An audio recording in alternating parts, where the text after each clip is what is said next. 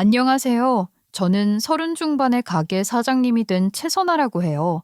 사장님이라고 하니까 꽤 대단해 보이지 않나요? 하지만 여러분 직업엔 귀천이 없다고 하잖아요. 그 말 누가 만들었는지 진짜 좀 찾아내고 싶네요. 결국 귀하고 천한 건 각자 어떻게 받아들이느냐에 따라 다른 것 같은데 제 옆에 그 말 만든 사람한테 좀 혼내달라고 하고 싶은 사람이 있거든요. 그 사람은 제 결혼 생활을 끔찍하게 만든 장본인 제 전 시모예요. 지금부터 그 이야기 한번 들려드릴게요. 우리 아빠는 동네 시장 한쪽에 있는 과일 도매상을 운영하셨어요. 언제부터 하셨는지는 모르겠는데 제가 아빠 직업이라는 거에 대한 인식이 있을 때부터는 계속 하고 계셨던 것 같아요. 간판이 번쩍이거나 줄 서서 손님들이 사가는 그런 대단한 가게는 아니었지만 그렇다고 문 닫을 정도로 장사가 안 되는 것도 아니었지요. 그냥 아빠 특유의 서글서글한 성격 덕에 단골이 꽤 많은 정도였어요. 누구든 한 번만 와보면 그 집 과일도 괜찮은데 사장님이 참 괜찮다 하면서 다음에도 꼭 들르는 그런 식의 장사였던 겁니다. 그때 저는 그런 걸 몰랐어요. 그저 남들 아빠는 정장 입고 회사 다니는데 왜 우리 아빠는 뭔 등산복 같은 것만 입고 호객이나 하나 이 생각뿐이었죠. 어린 마음에 그게 세상에서 제일 창피한 일이었어요. 친구들이 너희 아빠 뭐 하셔? 하고 물으면 괜히 얼버무리기 바빴고 과일 판다는 말은 진짜 하기 싫었거든요. 엄마는 뭐 하셨냐고요? 엄마는 저를 낳고 겨우 100일 지나서 집을 나갔대요. 이유는 아빠도 정확히 모르겠대요. 저 상처받을까봐 애둘러 말하긴 하는데 그냥 애 키우기 싫다고 한마디 던지고 사라진 것 같더라고요. 양육비니 뭐니 그런 말 꺼낼 틈도 없이 아예 연락이 끊겼대요. 그러니까 저는 갓난쟁이 때부터 아빠 손에서 자란 거예요. 지금 돌이켜보면 아빠가 그 젊은 나이에 얼마나 고생하셨을지 짐작도 안 돼요. 낮에는 트럭 몰고 공판장 돌고 밤에는 창고에서 과일 박스 정리하고 그 와중에 젖병 데우고 기저귀 갈고 가게랑 애 둘 다 챙기느라 하루 24시간이 모자랐을 겁니다. 그런데도 아빠는 단 한 번도 제 앞에서 짜증낸 적이 없었어요. 항상 웃었죠. 선아야, 오늘은 딸기야. 이거 봐라, 색깔이 봄 같지 않냐? 또 딸기야? 어제도 딸기였잖아. 어제는 하우스 딸기고 오늘은 논산 딸기야. 맛이 달라. 이건 설탕 안 찍어도 달다니까. 그런 식으로 좋은 과일 있으면 꼭 가져와서 먹이려고 하고 하루에도 몇 번씩 저를 웃기려 애쓰던 사람입니다. 그런데 그게 저는 싫었어요. 사실 아빠한테 고마워하면서 살아야 하는 게 맞지만 저는 한마디로 질풍노도의 시기를 겪었거든요. 지금 생각해보면 진짜 창피하고 아빠한테도 너무 죄송한데 그때는 뭐가 그렇게 꼬였었는지. 아빠 말은 지지리도 안 듣고 맨날 말썽만 피우고 다니고 왜냐면 아빠가 딱 봐도 시장 사람이었거든요. 맨날 박스 먼지에 팔에는 더러운 팔토시나 끼고 있고 그게 어린 저한테는 너무 창피했습니다. 그 덕에 중고등학교를 다니면서는 불량한 친구들이랑 어울려 다니기도 하면서 제대로 막장이었죠. 아빠는 바쁜 와중에도 밥 먹듯 학교에 불려와 선생님들께 고개를 조아리고 사과하곤 하셨어요. 아이고, 또 선아가 사고를 쳤답니까? 죄송합니다, 선생님들. 그 모습을 볼 때마다 저는 이상하게 더 반항심이 치밀었어요. 왜 저렇게까지 사과를 하지? 내가 잘못했는데. 이런 생각보다 이러니까 사람들이 우리 집을 무시하지 이런 생각이 먼저 들더라고요. 세상 창피했어요. 그래서 더 세게 굴었죠. 그런데도 아빠는 화를 내지 않았어요. 다음 날 아침이면 오늘도 학교 안 가냐 하고 웃더라고요. 그럼 저는 또 반항심에 신경 끄라면서 반대로 학교를 가곤 했었죠. 그렇게 몇 년을 살았어요. 저는 학교에서 문제아였고 아빠는 매일 학교에 불려갔고 그래도 매번 저를 감싸줬어요. 다른 부모 같았으면 너 때문에 못 살겠다고 한마디쯤 했을 텐데 아빠는 그런 말도 안 했어요. 오히려 미안하다고만 하셨었죠. 19쯤 되니까 아빠가 혼자서 나를 키우면서 어떤 하루를 살았는지 그동안 제가 어떻게 했는지 그동안의 반항이 다 부질없었다는 걸 뒤늦게 깨달았죠. 시장에서 하루 종일 과일 박스 들고 손바닥이 갈라져서 피가 나도 휴대폰 사진첩엔 제 사진밖에 없는 사람. 그게 제 아빠라는 걸요. 제가 완전히 갓난쟁이일 때부터 혼자 키우면서 어떻게든 엄마 없는 아이 소리 안 듣게 해보겠다고 아둥바둥 열심히 살면서 키우셨을 텐데 저는 그런 것도 몰라주고 맨날 양아치 같은 친구들이랑 어울려 다니면서 불량한 짓이나 하고 다니고 아빠 속을 검게 태우기나 하고 그렇게 보낸 세월들이 그렇게 후회스러울 수가 없더라고요. 성인이 되고 나서야 정신이 번쩍 들었는데 제가 뭐 드라마틱하게 갑자기 정신 차려서 공부를 했는데 사실은 머리가 엄청 좋아서 서울대를 가고 이러면 얼마나 좋았겠어요. 하지만 현실은 드라마가 아니잖아요. 이미 공부를 하기엔 늦었고 애초에 머리 나쁜 건 타고났을지도 몰라요. 그러니 공부를 안 해도 아빠가 허허 웃고 말지 않았을까요? 아무튼 그래서 현실적으로 생각했어요. 일단 아빠 일손부터 도와주기로요. 그렇게 억지로 우겨서 아빠 일터를 따라갔거든요. 졸려서 하품을 쩍쩍하긴 했지만 새벽 공기 냄새 맡으면서 사과 상자 내리고 손님들이랑 흥정하는 그런 게 은근히 재밌더라고요. 자연스럽게 아빠 일을 도우다 보니까 체력도 붙고 낮에 힘든 일 도와드리고 나면 오후엔 시간이 좀 남아서 이런저런 아르바이트도 했어요. 낮에는 아빠 일 도와주고 저녁엔 편의점이나 카페에서 돈을 벌었죠. 하루 종일 서 있다 보니 다리에 쥐가 날 때도 많았지만 이상하게 힘들다는 생각이 안 들더라고요. 그게 다 내 힘으로 번 돈이라 그런가 봐요. 그러다 20대 중반이 됐을 때쯤 저는 작은 회사에 취직을 하게 됐어요. 그 후로는 아빠를 주말에나 좀 도와드리고요. 회사도 1년 열심히 일하니까 정직원으로도 채용이 됐죠. 그렇게 정신없이 20대를 보내다 보니 어느새 나이도 훌쩍 들었더라고요. 남들은 놀고 연애하고 여행 간다는데 저는 늘 일만 하니까 그게 제 일상이 됐어요. 그래도 이상하게 불행하단 생각은 안 들었어요. 그냥 이게 내 인생이지 뭐 싶었죠. 그러던 어느 날 28쯤 됐을 때였어요. 주말에 아빠 도와서 거래처 정산하고 있는데 우리 가게랑 오래 거래하던 사장님이 갑자기 저를 빤히 보더니 그러는 거예요. 야, 선아야, 너 남자친구는 있냐? 남자친구요? 아휴, 그런 거 만들 시간이 어딨어요. 제가 만나는 애들이 얼마나 많은데요. 오늘은 사과, 내일은 복숭아. 아이고, 너 내년이면 30이잖아. 계속 아빠 꽁무니만 쫓아다닐 거야. 그런 것도 나쁘진 않죠. 사장님이 봐도 우리 아빠만한 남자 없지 않아요. 아이고, 너희 아버지가 허건 날 학교 물려가느라 내가 이 가게 봐준 게 몇 번인 줄 알아? 잘도 말한다. 아무튼 말이다. 내가 아주 잘하는 총각 하나 있거든. 회사도 괜찮은 데 다니고 아주 건실해. 한번 만나봐라. 어때? 엥? 뭔가 하자가 있으니까 여친이 없는 거 아니에요? 그런 사람이 저 같은 꼴통을 왜 만나요? 아이고, 지가 꼴통인 건 아나 보네. 숫기가 좀 없는 게 흠이긴 한데 선아 너가 그래도 성격 하나는 왔다잖냐. 딱 네 또래고 여자친구도 없대. 한번 만나봐. 밥 한 끼 먹는 건데 뭘 그렇게 거창하게 생각해?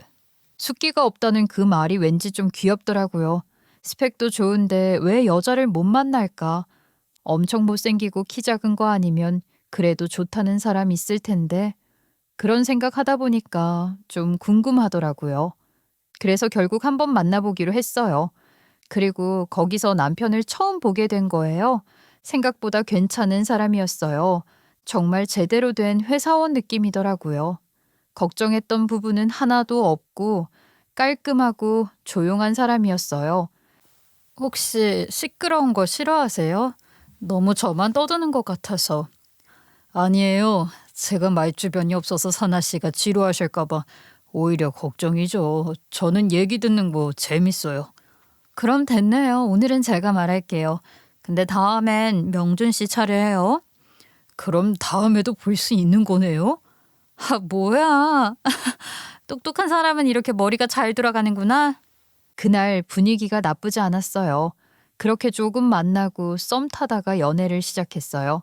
말없이 다정한 사람, 말 많고 솔직한 사랑, 묘하게 잘 맞았어요. 서로 재밌게 3년을 만났고 결국 결혼 얘기가 나왔죠. 그렇게 상견례까지 다 마치고 결혼식을 올렸어요. 웨딩드레스 입은 제 모습이 거울에 비치는데 진짜 낯설었어요. 저는 결혼 안 하고 평생 아빠 옆에 있을 줄 알았는데 이제 누군가의 아내가 된 거잖아요. 그게 참 신기하더라고요. 결혼식이 끝나고 나서야 뭔가 이상하다는 생각이 들었어요. 분명히 달라졌거든요. 그런데 그게 행복한 쪽으로 달라진 게 아니라 뭔가 미묘하게 불편해지는 쪽으로 변했어요. 아니, 사실 달라졌다는 말보다 드러났다가 더 맞겠죠. 결혼 전에 보이던 웃음, 배려, 예의 같은 것들이 하나둘 벗겨지고 있었으니까요. 시어머니도 남편을 혼자 키우신 분이었어요. 학교 앞에서 분식집 하셨다는데 장사가 아주 잘 됐대요. 그걸로 집도 사고 아들 대학도 보내고 주변에서 다들 대단하다고 했죠. 저도 처음엔 그런 부분이 존경스러웠어요. 나도 아빠한테 자라서 그렇지 서로 비슷한 인생을 산 사람들끼리 잘 통하겠다 싶었죠. 근데 결혼하고 보니까 그 생각이 진짜 너무 순진했던 거예요. 상견례 때만 해도 아빠한테 참 훌륭하신 분이에요. 따님을 아주 야무지게 키우셨어요.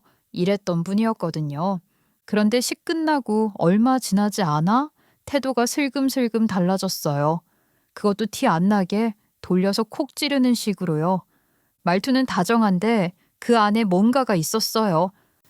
요즘 여자애들은 다 배우는 게 빠르더라.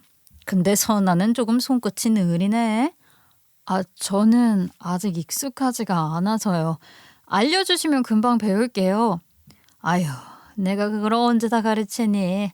딸 가진 집은 시집 가기 전에 살림 좀 가르쳐야 하는데 그런 게 없었나 봐. 네, 저희 아빠는 저한테 살림 안 맡기셨거든요. 저 결혼할 때쯤 되면 어차피 기계가 다 해줄 거라고. 아유, 사돈이 참 양반이시네. 이래서 정말 남자들은 뭘 모른다니깐. 그 말을 듣는데 괜히 속이 뻐근했어요. 말은 부드러운데 톤이 너무 익숙했거든요. 예전에 선생님들이 저 혼내면서 돌려 말하던 그 느낌. 칭찬 같지만 사실은 아닌 말투. 맞아요. 사실 저는 살림에 서툴렀어요. 인정해요. 자취도 안 해봤고 밥이며 빨래며 그런 건 아빠가 거의 다 하셨거든요. 제가 하려고 해도 괜히 자기 살림 건드리지 말라고 하시던 분이라니까요. 그래서 결혼하고 나서 나름대로 열심히 배우려고 했어요. 근데 시어머니는 그걸 인정 안 하시는 거예요. 알려줄 생각도 없이 비난만 하는 건 너무하지 않나요? 오늘은 반찬 해볼래? 며느리 손맛 좀 보게. 네? 뭐 해볼까요? 글쎄, 아무거나. 된장찌개라도 한번 끓여봐. 네, 어머님. 혹시 계량기 같은 거 있을까요? 어머, 웬 계량기? 음식은 원래 감으로 하는 거야. 인터넷 보고 따라하려면 계량기가 있어야 해서 제가 간을 잘 못 맞추거든요. 원래 그렇게 실패하면서 배우는 거야. 아유, 정말 내가 다 늙어서 팔자에도 없는 딸내미 신부 수업 시키는 것 같다, 얘. 제 성격이 아무리 드세도 그럴 때마다 주눅이 안 들겠냐고요. 시어머니는 저를 아빠 손에 자란 애가 아니라 엄마 없는 애로 보는 거예요. 그러니까 뭘 해도 부족해 보였겠지요. 같은 말이지만 무슨 느낌인지 아시죠? 저는 진짜 열심히 하려고 했어요. 청소도 하고 설거지도 바로바로 하고 실수하면 죄송해요. 다음엔 더 잘할게요. 했어요. 근데 그게 무슨 의미가 있겠어요. 이미 마음에 안 든다고 결론은 정해져 있었던 거죠. 그리고 무엇보다 화가 났던 건요. 틈만 나면 도매상을 하는 아버지의 직업을 은근슬쩍 까내리곤 한다는 겁니다. 사돈은 그 언제까지 트럭 몰고 사실 거라니? 네? 그게 무슨 말씀이세요? 아니, 이제 나이도 지긋하신데 시장 바닥에서 일하시는 게 그리 좋은 일은 아니잖니. 이제는 좀 점잖게 계실 나이인데. 아버지 하시는 일은 정년이랄 게 없는 일이잖아요. 아직 정정하시고요. 제가 한마디도 안 지고 계속 얘기하면요. 그럼 또 조용해졌어요. 근데 슬쩍 보면 저를 엄청 못마땅하게 쳐다보시는 거예요. 마치 제가 예의 없는 말이라도 한 것처럼요. 이해가 안 됐어요. 본인도 장사하셨잖아요. 분식집 하셨던 분이면 시장 냄새, 손에 배는 기름 냄새, 그런 거 다 아실 거잖아요. 근데 왜 그렇게 같은 일을 하는 사람끼리 서로 깎아내릴까 싶었어요. 전 그래도 결혼 초반엔 시어머니가 이래라 저래라 하는 게 그냥 며느리 길들이기인가 보다 하고 넘겼어요. 근데 시간이 갈수록 알겠더라고요. 이 집에서 제일 무서운 건 시어머니가 아니라 남편이었어요. 솔직히 그래요. 100번 양보해서 시어머니는 제가 하나부터 열까지 마음에 안 드는 거 결혼 전엔 참았다가 이제 와서 터트린 거라 쳐요. 혼자 아들 키운 사람이라 더 유별날 수도 있겠죠. 근데 남편은요? 남편만큼은 적어도 제 편을 들어줘야 하는 거 아니냐고요. 시어머니가 저를 콕 집어서 뭐라 할 때마다 저는 속으로 그래, 저 세대는 다 저렇지 하고 넘기려 했어요. 근데 그 옆에서 꿔다 놓은 보리자루 마냥 아무 말도 안 하고 멍하니 듣고만 있는 남편을 보면 진짜 화가 치밀었어요. 좋은 회사 다니는 남편이랑 그냥 작은 일반 기업 다니는 저를 대놓고 비교하는 말을 귓구멍으로 듣고도 그 사람은 아무 반응도 없었어요. 그걸 보고 있자니 속이 뒤집히더라고요. 요즘 다들 경제가 어렵다 뭐다 하는데 명준이는 그래도 좋은 회사 다니니까 얼마나 다행이니. 요즘 세상에 그런 직장 찾기 쉽나? 네, 그쵸. 요즘엔 월급 꼬박꼬박 나오는 것만으로도 다행이라고 하잖아요. 근데 너는 무슨 회사 다닌다고? 아유, 기억도 안 나네. 그래도 남편 잘 만났으니 다행이지. 여자는 복이 있어야 산다니까. 나는 남편 잘못 만나서 이렇게 고되게 살았는데 아이고 누구는 남이 열심히 키운 아들 잘 만나서 떵떵거리고 사네. 그 말을 들으면서 제 입안에서 이가 딱딱 부딪혔어요. 그런데 남편은 옆에서 물만 홀짝이고 있었어요. 눈도 안 마주치고 그냥 가만히 진짜 그때 느꼈어요. 이 사람은 내 편이 아니구나. 집에 돌아와서 결국 참다 물었어요. 당신은 입이 없어? 뭐가? 너네 엄마가 네 마누라 욕하고 우리 아빠까지 모욕하는데 그거 듣고도 아무 말 안 해? 적어도 남편이면 내 편 드는 척이라도 해야 되는 거 아니야? 아이, 난 또 뭐라고. 우리 엄마가 원래 그러잖아. 원래 그런 게 어딨어. 그럼 나는. 당신 내 성격 몰라? 나는 뭐 원래 그렇게 욕먹는 성격이라 가만히 있냐? 나이 지긋하신 분한테 뭘 그렇게 열을 내냐? 아이, 그냥 흘려들어. 괜히 맞받아치면 더 길어져. 당신 지금 그걸 말이라고 해? 그러니까 내가 가만히 있는 대신 당신이 뭐라도 말하라는 거 아니야. 당신이 너무 예민하게 구는 거야. 한 번 신경 쓰니까 계속 신경 쓰이는 거지. 한 귀로 듣고 흘리면 되잖아. 내가 예민한 게 아니라 당신이 둔한 거야. 그 사람 눈 하나 깜짝 안 하더라고요. 그때 느꼈죠 뭐. 이 집은 그냥 잡돌이할 여자가 들어오길 기다린 거였구나. 나 말고 다른 누가 들어왔어도 이렇게 됐을 거라는 걸요.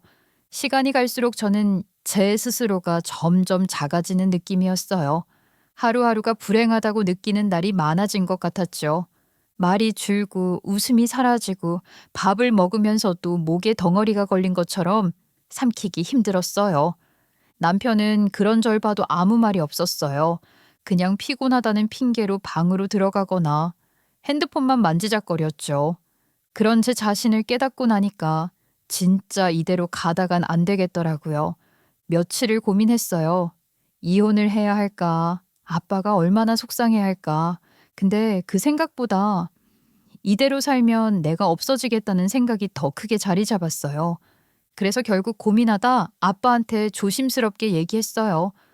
아빠, 나 이혼할까 봐. 아무리 말해도 달라질 생각이 없네. 그래, 잘 생각했다. 그래도 괜찮을까? 선아야, 그만두는 것도 용기야. 네가 잘못한 거 하나도 없어. 그 말에 울음이 훅 터졌어요. 그동안 아빠 앞에서도 자존심 챙기느라 운 적 없는데 그 날은 참고 있던 게 다 터지더라고요. 근데 제가 이혼을 한다 하니까 남편이랑 시어머니는 길길이 날뛰었어요. 어머, 이딴 사소한 거로 이혼을 하겠다고? 남자 생겼지? 진짜 환장하겠네. 끝까지 뭐가 잘못인지 진짜 모르는 거예요? 진짜야? 당신 다른 사람이 있는 거야? 그래, 왜 그렇게 하나하나 꼬투리 잡는지 이상했어. 진짜 어이없죠.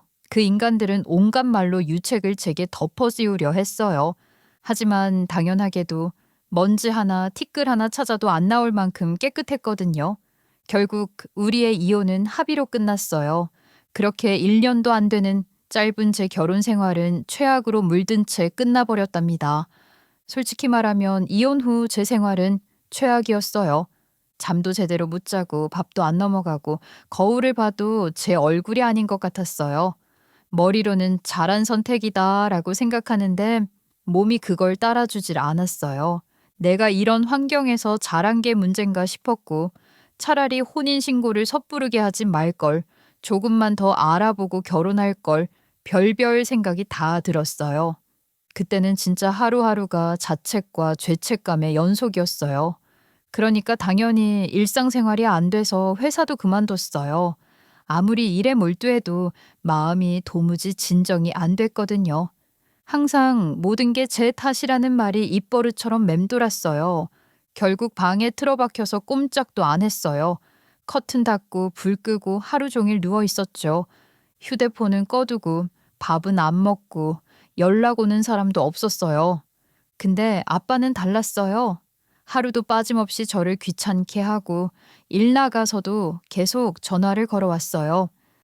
선아야, 아빠야, 밥은 먹었냐? 몰라, 그냥 좀 둬요. 밥은 먹어야 힘이 나지. 밖에 좀 나와라. 할 거 없으면 가게 나와서 사람 좀 보고. 지금 그럴 기분 아니야. 기분이란 게 막상 바깥 공기 쐬면 순식간에 바뀌는 거다. 아빠는 숨어있던 절 자꾸 밖으로 끌어내려 했어요. 억지로라도 웃게 만들고 일 얘기를 꺼내면서 제게 할 일을 주려 했어요. 처음엔 짜증만 났어요. 그런데 이상하게 진짜 절 걱정하는 게 느껴지니까 아빠 목소리를 듣고 있으면 마음이 조금은 느슨해졌죠. 그렇게 아빠 덕에 3개월쯤 은둔 생활을 하다가 조금씩 회복이 됐어요. 하루는 거울 앞에서 제 얼굴을 보는데 그제야 사람 같더라고요. 그래서 다시 가게로 나갔어요. 이번엔 잠깐 돕는 게 아니라 그냥 전업으로 아빠랑 같이 일할 생각으로 다시 시작했죠. 예전처럼 사과 상자 내리고 손님들이랑 얘기하고 시장 사람들 인사받으면서 일했어요. 처음엔 아직 회복이 덜 됐는지 손이 떨렸는데 익숙한 냄새랑 사람들 웃음소리가 조금씩 저를 살아나게 만들더라고요. 그래, 이게 나였지. 그렇게 다시 살아났어요. 그런데요, 그때였어요. 진짜 예상도 못한 불행이 찾아온 거예요. 항상 건강하고 활발하던 아빠에게 믿기 힘든 일이 생겼어요. 처음엔 감기인 줄 알았어요. 항상 건강하고 활발하게만 지내던 아빠에게 예상치도 못한 희귀병이 찾아온 겁니다. 심장 쪽에 종양이 생겼다고 했어요. 그게 이미 주변으로 전이된 상태라 수술도 어렵고 항암 치료도 소용이 없대요. 그 말을 들었을 때의 절망은 정말 말로는 설명이 안 되는 감정이었죠. 그게 무슨 소리예요, 선생님? 지금 상태로는 3개월 정도 예상됩니다. 저는 아무 말도 못했어요. 병실 문을 나서는데 다리가 풀려서 주저앉았어요. 그런 저를 아빠가 오히려 위로하시더라고요. 선아야, 아이 우지 마라. 아빠 아직 안 죽었는데 벌써 보낸 것처럼 하고 있어. 아빠, 그런 말 하지 마. 이 나이 먹고 병 하나 안 생기면 그게 이상한 거야. 왜 하필 아빠야? 아빠는 평생 열심히만 살았잖아. 열심히 살았으니 된 거지. 그 덕에 지금 내 딸이 옆에서 펑펑 울어주잖냐. 근데 이제 그만 울었으면 좋겠네. 그 말에 더 울음이 터졌어요. 아빠는 정말 담담했어요. 병원에 입원해서도 늘 농담을 하셨죠. 선아야, 이 병원 밥은 참 맛이 없다. 근데 너가 해준 밥보단 나아서 내가 꾸역꾸역 먹는다. 그걸 지금 말이라고 해? 아빠, 내가 시댁에서 얼마나 굴렀는데 덕분에 예전보다는 좀 나아. 그래? 그러면 얼른 나와서 그 밥 한번 먹어봐야지. 꼭이야?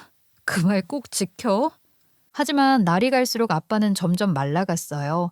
손등에 핏줄이 튀어나오고 숨이 차서 화장실도 잘 못 가셨고요. 결국 병상에서 일어나지를 못하셨죠. 그래도 아빠는 끝까지 일을 걱정했어요.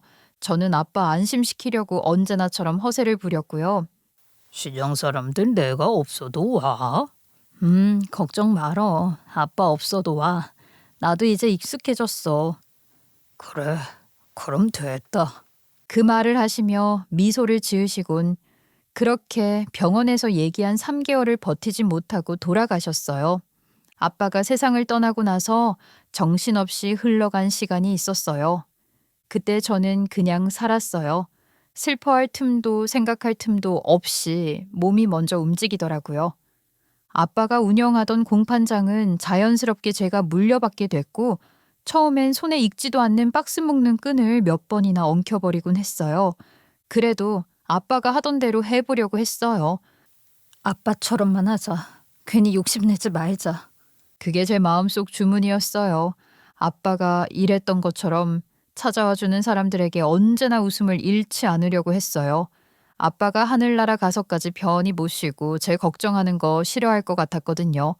그래서 더 열심히 살았어요. 새벽 공기를 들이마시면서 오늘은 사과가 더 잘 팔려야 하는데 그런 생각으로 하루를 열었어요. 우리 가게는 과일 공판장이었지만 특히 사과가 잘 팔리는 곳이었어요. 시장 사람들 사이에서도 사과는 선한 애가 제일 낫지. 이런 말이 나올 정도였죠. 그래서 대부분 거래처들이 사과를 많이 떼가셨어요. 그리고 곧 명절이라서 사과가 엄청 많이 나갈 때였거든요. 그래서 창고에 사과 박스가 산처럼 쌓여 있었는데 그 냄새가 아빠 냄새 같아서 괜히 마음이 묘해졌어요.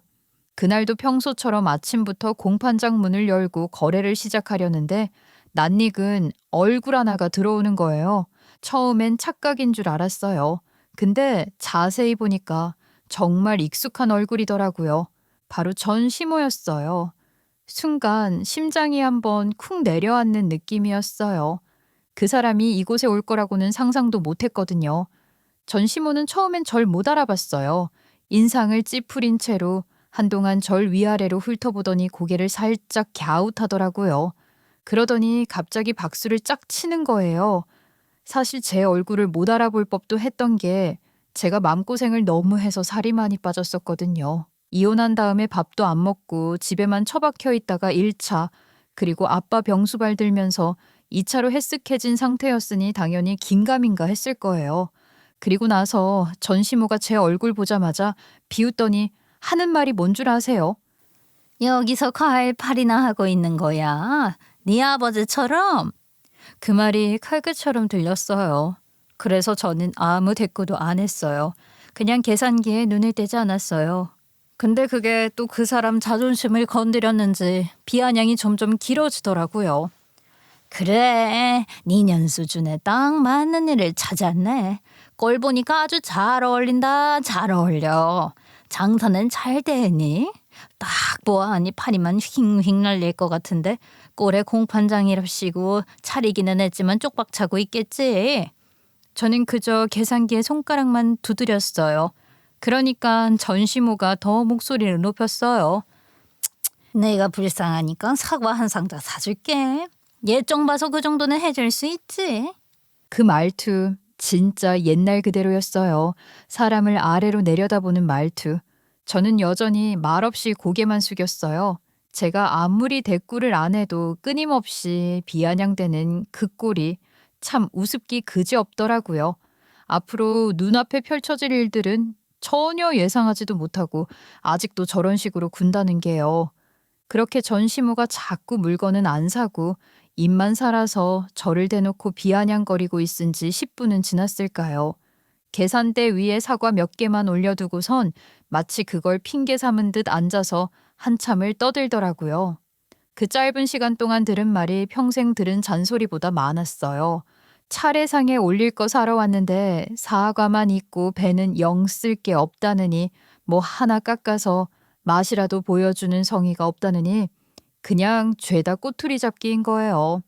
저는 그냥 계산대에 시선을 둔 채로 사과박스 송장만 넘기고 있었어요. 그게 오히려 더 불편했는지 시모 목소리가 점점 커지더라고요. 그런데 그때였어요. 공판장 안쪽 문이 덜컥 열리더니 누군가 걸어 나왔어요. 전 시모가 그 사람을 힐끔 쳐다보더니 그대로 얼굴이 하얗게 질렸어요. 손에 들고 있던 가방을 떨어뜨리고는 네가 거기서 왜 나와? 라며 말을 더듬기 시작했어요. 목소리가 떨렸어요. 진짜 아까까지만 해도 팔짱 끼고 비웃던 사람이 그 자리에서 털썩 주저앉는 걸 보고 있자니 진짜 웃기더라고요. 공판장 안에서 나온 사람은 다름 아닌 전 남편이었어요. 전 시모 입장에서는 상상도 못했겠지요. 이미 이혼했는데 전 남편은 이미 출근해서 회사에 있어야 하는 상황인데 말이에요.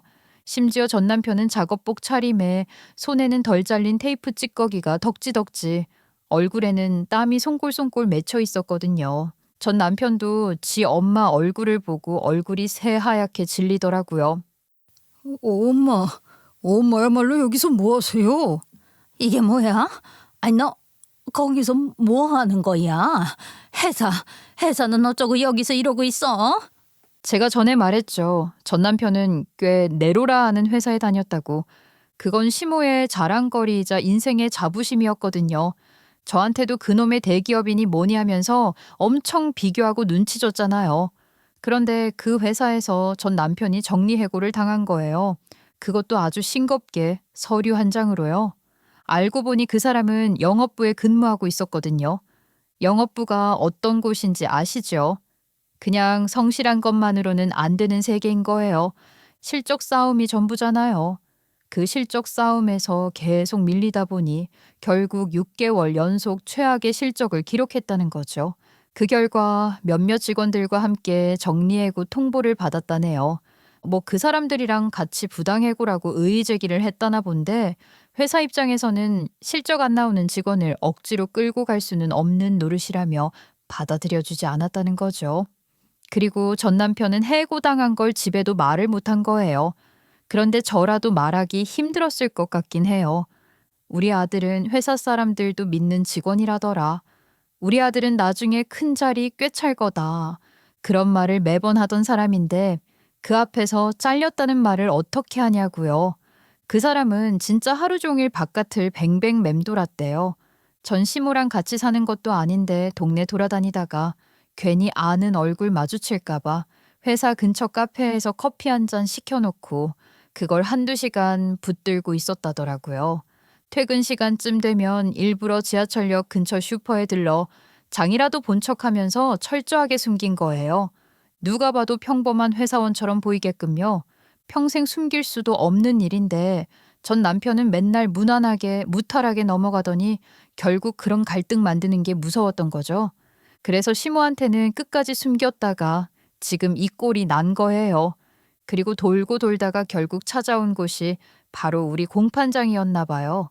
그때가 아빠가 세상 떠나고 얼마 지나지 않았을 때였거든요. 저도 아직 제대로 정신 차리지도 못한 상태였고 아빠 없이 혼자 공판장 꾸리는데 정신 없어서 바쁜 그 시기에 전 남편이 느닷없이 나타난 거예요. 문 열고 들어온 그 순간 숨이 턱 막히더라고요.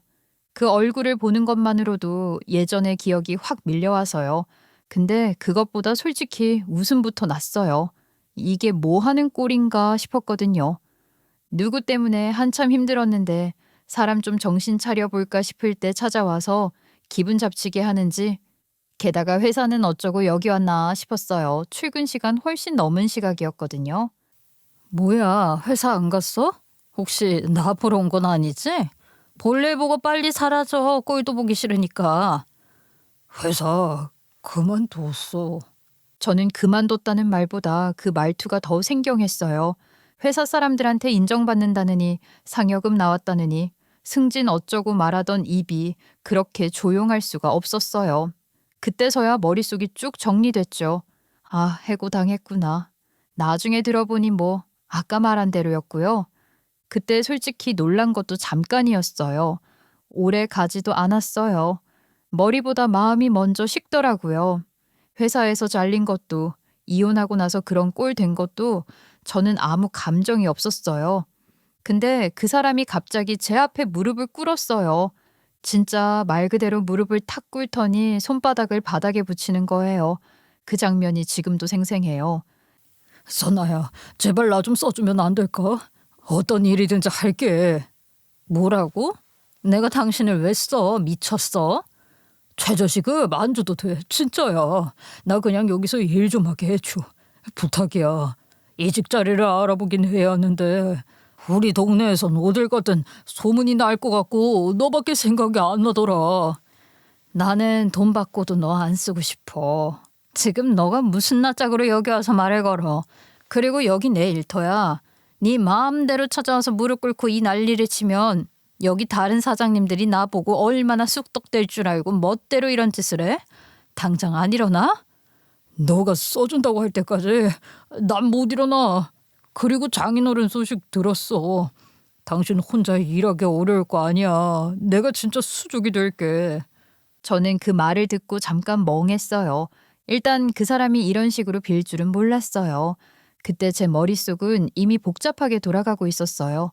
짜증도 났지만 아빠가 없어진 뒤로 혼자 공판장 돌리느라 일손이 부족하긴 했거든요. 그렇다고 아무나 데려다 쓸 수도 없는 상황이었죠. 그래서 제 속마음은 딱 그랬어요. 이거 기회일 수도 있겠다. 써먹고 버리자라고요. 그렇게 그 사람은 제 밑에서 일하게 됐어요. 일용직이었고 진짜 최저시급만 주고 부리는 일꾼으로요. 솔직히 전 남편을 채용한 데에는 복수를 하고 싶은 마음도 있었어요. 그렇게 좋은 회사 다닌다고 거드럭대더니 꼴 좋다. 이런 심보였다고 할까요? 처음엔 하루 이틀만 버틸 줄 알았어요. 체면이 있지 아무리 그래도 며칠 지나면 그만두겠지 싶었거든요. 근데 의외로 성실했어요. 박스 나르랬더니 말없이 나르고 트럭 옮길 때도 말 안 해도 알아서 움직이고 점심시간에도 혼자 도시락 까먹고 조용히 있었어요. 그 사람도 제가 일부러 더 차갑게 대한다는 걸 알았을 거예요. 근데 뭐 본인 입장에선 할 말도 없었겠죠. 하루하루 그렇게 버티는 게 자기 벌이라 생각했을지도 몰라요. 그 와중에 저는 이상하게 마음이 편했어요. 아빠 없는 자리 채우느라 바빴지만 그 사람을 그렇게 낮은 자리에서 보니까 속이 뻥 뚫리더라고요. 진짜 지난 세월이 조금은 보상받는 기분이랄까. 그렇게 몇 주가 흘렀어요. 시장에선 명절 준비로 바빠지고 사람들 오가며 떠드는 소리에 하루가 순식간에 지나갔죠. 그렇게 오늘이 찾아오게 된 건데 이렇게 운 좋게 전시모가 딱 우리 공판장에 찾아올 줄 저도 몰랐죠. 전시모는 당연히 전 남편이 회사 잘린 줄도 몰랐으니 우리 공판장에서 일하는 걸 보고 얘가 왜 여기에 있어? 했던 거예요. 결국 회사 일까지 알게 된 시모 얼굴이 새빨갛게 달아올랐어요. 저는 앞에 펼쳐진 이 상황이 그저 통쾌하기만 했어요. 당황과 낭패, 치욕이 담긴 그 표정이 아주 예술이었거든요. 그토록 잘난 척하며 남 까내리기 바쁘던 사람이 눈앞에서 산산조각 나는 순간 그거 하나로 지난 세월의 울분이 다 풀리는 느낌이었어요. 그래서 저도 모르게 소리내 웃었더니 전시모가 허겁지겁 자리에서 일어나서 눈을 뒤집고 소리치더라고요. 내 아들이 이런 일 할 사람이 아니야. 그런가요? 근데 지금 저 작업복 차림 너무 잘 어울리지 않아요? 생각보다 일 참 잘해요, 진짜. 시키는 거 척척하고 박수도 반듯하게 쌓고. 솔직히 영업보다 적성이 맞는 것 같던데. 시어머니는 당황했는지 입술이 파르르 떨리더라고요. 너, 네가 시켜서 이런 일 하게 만든 거지? 네가 일부러 이런 식으로 복수하려고 한 거잖아. 아니요. 본인이 찾아와서 무릎 꿇고 부탁했어요. 최저시급도 안 받아도 되니까 제발 일 좀 시켜달라던데요. 뭐 어쩌겠어요. 불쌍하잖아요. 아줌마는 모르시겠지만 사람 그렇게 처참한 꼴 보면 못 본 척하기 힘든 게 보통 사람이에요. 저희 아버지가 누구랑 다르게 아주 좋은 분이셨거든요. 좋은 아버지 밑에서 자란 제가 어떻게 그냥 둬요. 그 말에 전 시어머니 얼굴이 순식간에 일그러졌어요. 눈빛이 완전 뒤틀려 있었죠. 거짓말이야. 내 아들이 그럴 리가 없어. 내 아들이 얼마나 똑똑하고 잘난 사람인데 이딴 곳에서 일할 사람이 아니라고. 그럼 아줌마가 아줌마 아들 좀 데려가세요. 저도 어쩔 수 없이 맡은 거라니까요. 아휴, 짐덩이 줄어서 잘 됐네. 시모는 얼굴이 벌개졌다 못해 보라색이 됐어요. 입을 열었다 닫았다 하더니 결국 아무 말도 못하더라고요. 나중에 알고 보니까 그 여자가 분식집을 그만두고 과일 가게를 새로 차렸더라고요. 그냥 조그만 가게요. 시장 한쪽 구석에서 사과 몇 상자 놓고 파는 그런 소매상이었어요. 근데 웃긴 게 전 남편 말로는 원래 거래하던 곳이 있긴 했는데 도매상이 자주 바뀌었대요. 얘기하는 거 들어보니까 그게 단순히 장사 사정이 안 좋아서가 아니라 딱 보니까 전시모 성격이 문제였던 거죠. 한 푼이라도 더 나가면 눈이 뒤집히는 스타일 있잖아요. 조금이라도 비싸면 그 자리에서 거래처 끊고 조금이라도 싸면 다음날 바로 연락 돌리고 돈 냄새만 맡으면 사람 보는 눈이 완전히 바뀌는 거예요. 그 얘기 듣고 속으로 그럴 줄 알았지 싶었어요. 그런 성격이면 어떤 거래처가 오래 버티겠어요. 도매상들이 하루 이틀도 못 버티고 손절쳤을 게 뻔했죠. 결국 그 집은 거래처를 밥 먹듯 바꾸다 돌고 돌아 그렇게 우리 공판장까지 온 거예요. 참 인연도 즐겨요. 우리 공판장은 시장에서 꽤 큰 편이거든요. 시장 사람들 사이에서도 과일 떼려면 선안에 가야 된다 할 정도로 규모가 있었어요. 다 아빠가 생전에 읽어두신 거죠. 뒤늦게 이 판에 뛰어들어서야 우리 아버지가 얼마나 열심히 꾸려오셨는지 알았겠지만 그 여자가 자존심이고 뭐고 그런 걸 생각했겠어요. 그저 돈이 제일 중요하니까 찾아왔을 거예요. 눈 딱 감고 이익만 계산하는 사람이니까요. 지금 그런 의미에서 전시모가 이 시장에서 뜨거운 감자였던 거예요. 근데 그런 인간이 우리 가게 앞에서 저랑 이 난리를 치고 있으니 시장에서 같이 일하는 사람들 죄다 여기 이목 집중이죠. 시장 사람들도 제 전 남편을 처음엔 몰라봤어요. 그냥 일용직 아저씨 하나 들어왔다고만 생각했겠죠. 예전에 일한 지 얼마 안 됐을 때 맞은편 가게 아줌마가 저한테 물으셨거든요. 선아야, 그 새로 들어온 사람 누구야? 낯이 좀 익는데? 그냥 아는 사람이에요. 그 이상 말하기 싫었거든요. 근데 전시무랑 그 일이 있었던 며칠 뒤엔 결국 소문이 돌더라고요. 하긴 그 난리를 쳤는데 다른 분들이 안 궁금하셨겠어요? 야, 요즘 그 분식집 사장 아들이 선안의 공판장에서 일한다더라. 그 잘 나가던 집이 요즘 왜 저렇게 됐대? 그 말들이 입에서 입으로 퍼지더니 하루 만에 시장 전체가 시끌시끌했죠. 그러다 어느 날 제가 공판장에서 물건 정리하고 있을 때 문이 덜컥 열리더니 그 여자가 들어왔어요. 손에 종이봉투 하나 들고요. 그걸 제 앞에 툭 내려놓더라고요. 뭐라고 듣기 좋은 말 자존심 챙기면서 하긴 했는데 대충 흘려들어서 뭔 얘기였는지 잘은 기억나지 않는데 아무튼 잘 봐달라고 과일 좀 대달라고 로비를 하는 거였죠. 그 말투가 진짜 가소롭더라고요. 며칠 전까지만 해도 지 아들이 이딴 곳에서 일할 사람이 아니라더니 매번 사람을 밟아놓듯 말하던 그 입에서 잘 봐달라가 나오는 게 저는 그냥 손바닥으로 봉투를 밀었어요. 로비 같은 그딴 거 안 받는다고요. 그 말 한마디에 그 여자 얼굴이 순식간에 하얘졌어요. 손끝이 덜덜 떨리더니 봉투가 바닥에 떨어졌죠. 전시모 허둥지둥 그걸 주워들더니 급하게 말을 덧붙였어요. 그런 뜻으로 준 거 아니야. 그냥 요즘 거래처 구하기가 힘들어서. 그럴 줄 알았죠. 그래서 아직 이 시장에 남은 거잖아요. 사람들이 다 끄는 이유 아줌마가 모르세요? 아줌마가 그렇게 만들어 놓은 거예요. 저희 거래처 바꾸는 스타일 아니에요. 아버지 때부터 그랬어요. 계약 깨고 말 바꾸고 그런 장사는 우리랑은 안 맞아요. 저희도 아줌마랑 거래 안 할 거니까 다른 동네 가보세요. 더 이상 물어볼 데도 없잖아요. 그 여자는 그 말을 듣고 한참을 멍하니 서 있었어요. 한마디도 못하고 고개를 푹 숙이더니 봉투를 꽉 쥔 채 나갔어요. 아빠가 예전에 그런 말 하셨거든요. 열심히 살면 결국 제자리로 돌아오게 돼. 그 말이 괜히 떠올랐어요. 결국 다 돌고 돌아 제자리로 오는 거예요. 그 여자는 무너져서 왔고 저는 다시 일어서 있었네요. 그날 이후 전시모는 완전히 다른 사람이 됐어요. 전시모는 이제 제 밑에서 싹싹 기는 사람이 됐거든요. 예전 같으면 제가 말 한마디만 해도 눈을 부라리던 사람이었는데 이제는 제 앞에만 서면 어쩔 줄을 모르죠. 그 눈빛부터 달라요. 아니, 요즘엔 제 눈을 잘 마주치지도 못해요. 작은 말에도 그래 그래 하며 고개를 끄덕이지요. 돈이랑 권력 앞에서 이렇게 순식간에 바뀌다니 참 투명한 사람이죠. 불쌍해서 우리 쪽에서 사과를 대주기로 했는데 대신 돈은 몇 배로 받아냈어요. 그게 그냥 장사꾼의 본능이기도 하지만 사실 그보다는 솔직히 내가 그냥 도와주면 이 여자는 또 예전처럼 날 깔보겠지. 그 생각이 들었거든요. 그래서 일부러 가격을 세게 불렀어요. 요즘 시세가 좀 올랐어요. 그 대신 품질은 확실하긴 한데 저희는 아줌마 아니어도 납품할 곳 많으니까 알아서 생각하세요. 그랬더니 망설임도 없이 고개를 끄덕이더라고요.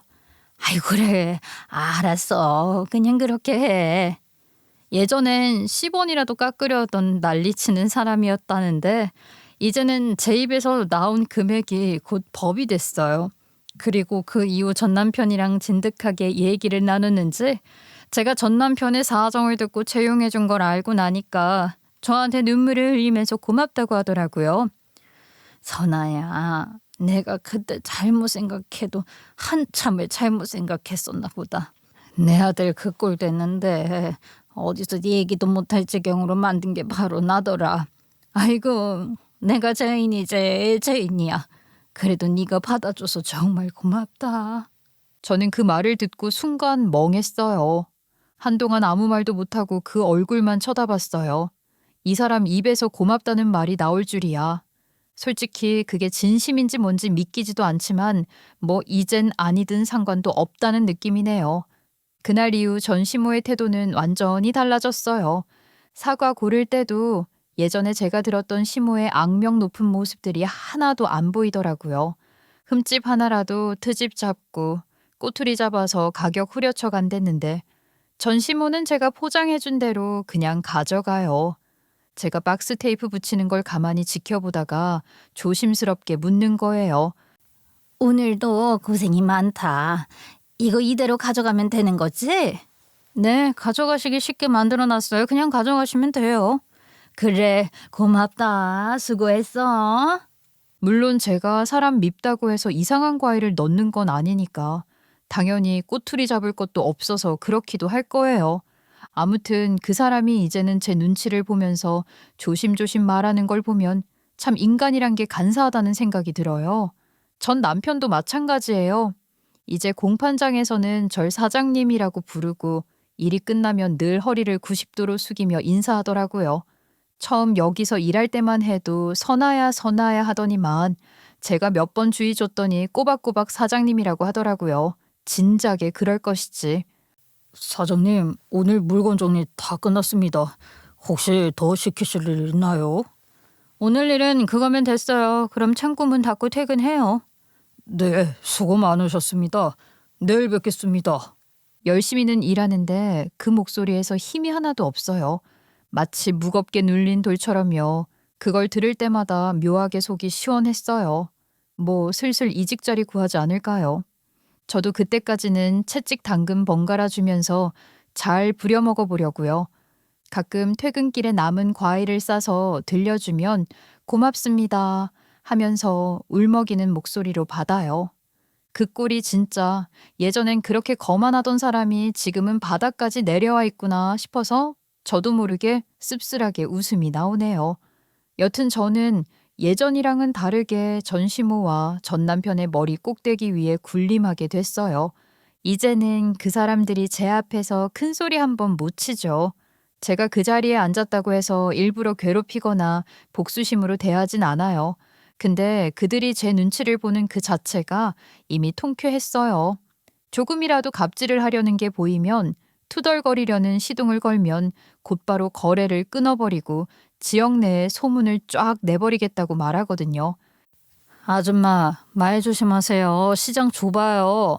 여기서 한마디 잘못하면 금방 돌아요. 아니, 그런 뜻이 아니었어. 오해하지 마. 오해든 아니든 다시는 그런 말 안 하시면 돼요. 그럼 이내 깨갱하고 눈을 피하거든요. 그러니까 이제는 더 손댈 것도 없었죠. 그래서 초반에만 좀 번잡스러웠지 요즘엔 서열 정리도 싹 끝나서 좀 편하네요.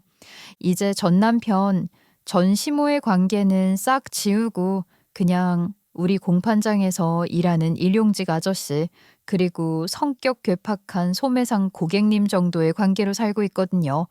아침마다 시모는 사과 주문하러 오고 남편은 상자 나르죠. 서로 마주쳐도 인사 한마디 안 해요. 그게 웃겨요. 한때 한 집 살던 사람들이 지금은 같은 공간 안에서도 남남처럼 살아가고 있으니까요. 세상 참 아이러니해요. 다 잃어봐야 비로소 자신의 진짜 모습을 알 수 있더라고요. 누군가의 딸로, 누군가의 아내로, 누군가의 며느리로 살던 시절이 지나고 나니까 사람이 참 단단해졌다는 걸 느끼거든요.